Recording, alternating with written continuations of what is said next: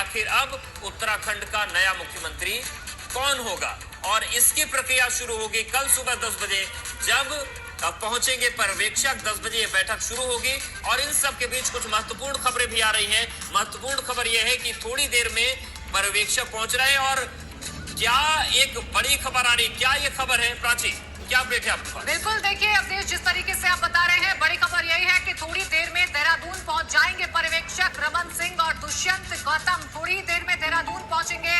कल होने वाली विधायक दल की बैठक में शामिल होंगे। और हम दिल्ली के बीजेपी दफ्तर से अपने सहयोगी रविकांत का रुख कर लेते हैं। रविकांत, फिलहाल क्या कुछ हलचल है, क्योंकि देखिए जो निगाहें हैं वो अब दिल्ली पर टिकी हुई हैं, क्योंकि यहीं से वो नाम तय होकर देहरादून जाएगा, जिसे अगली बागडोर सौंपी जाएगी उत्तराखंड की।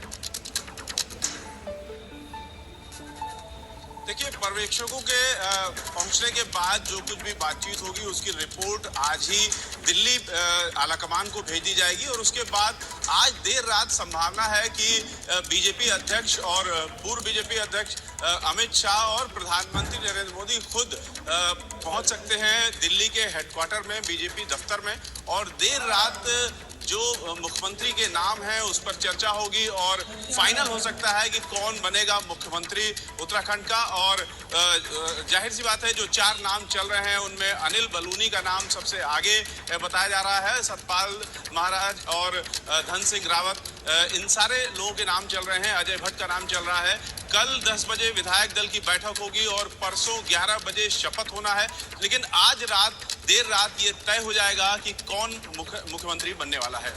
बिल्कुल, आज देर रात ही तय हो जाएगा कि कौन मुख्यमंत्री बनने वाला है। लेकिन रविकांत, ऐसे में बहुत सारी चुनौतियां भाजपा के सामने है और इसे हम कांटो भरा ताज कह रहे हैं, क्योंकि अब चुनाव भी नजदीक है और 1 साल रहेगा नए नाम के पास कि वो अपना काम भी करके दिखाए और 2022 के लिए एक मजबूत छवि भी बनाए। तो इसे काटने के लिए क्या प्लान होगा भाजपा के पास?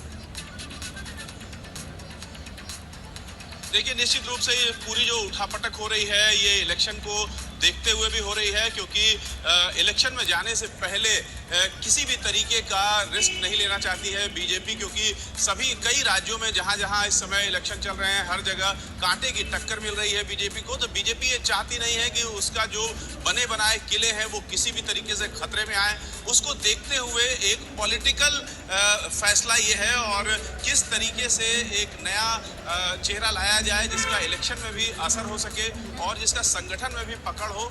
इन सारी मुद्दों को देखते हुए ही जो नया नाम है वो तय होगा।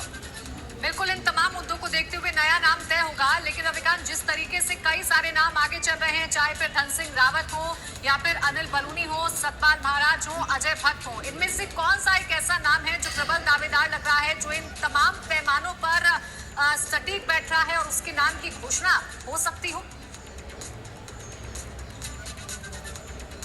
देखिए, कयास लगाना काफी मुश्किल है, लेकिन जैसा कि मैंने पहले कहा कि अनिल बलूनी का नाम जिससे भी बात कर रहे हैं, जो भी सूत्र हैं बीजेपी में भी, अनिल बलूनी का नाम सबसे ज्यादा ताकतवर इस समय लग रहा है। अनिल बलूनी के नाम पर काफी लोगों की सहमति भी है। विवादास्पद चेहरा नहीं है, लोगों से संबंध अच्छे हैं, कोई टकराव नहीं है और पिछला कोई ऐसे रिकॉर्ड नहीं है जिसको लेकर के उनके नाम पर ज्यादा असहमतियां हों। तो एक ये, और इनका संगठन में भी पकड़ है, इसके चलते ये माना जा रहा है कि अनिल बलूनी का नाम सबसे आगे है। बिल्कुल, ये समझा जा रहा है। लेकिन रविकांत, इस बीच खबरें ये भी आ रही थी कि संघ की भी औपचारिक एक बैठक चल रही है और उसमें भी नाम पर मंथन हो रहा है। तो इस लिहाज से अगर देखा जाए तो अभी कितना वक्त और लगेगा जब धीरे धीरे करके स्थिति साफ हो पाएगी और धीरे धीरे करके वो जो नाम है छनकर ऊपर आने लगेगा, जिस पर मुहर लग सकती है?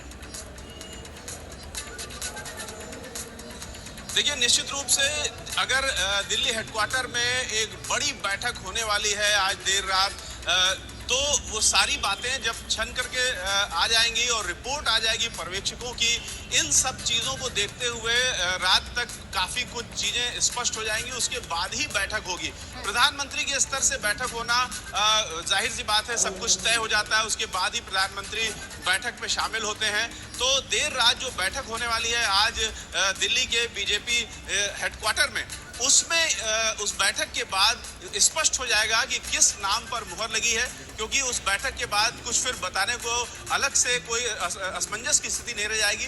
पूरी तरीके से स्पष्ट हो जाएगा, कोई एक नाम तय कर लिया जाएगा, उस नाम पर मुहर लगा दी जाएगी और कल जो है वो नाम सबके सामने होगा।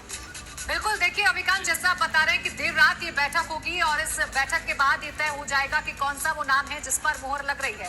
लेकिन देखिए रविकांत, चूंकि अब चुनाव नजदीक है और उन चुनावों को देखकर ये फैसला लिया गया है, एक मत ये भी सामने आ रहा है।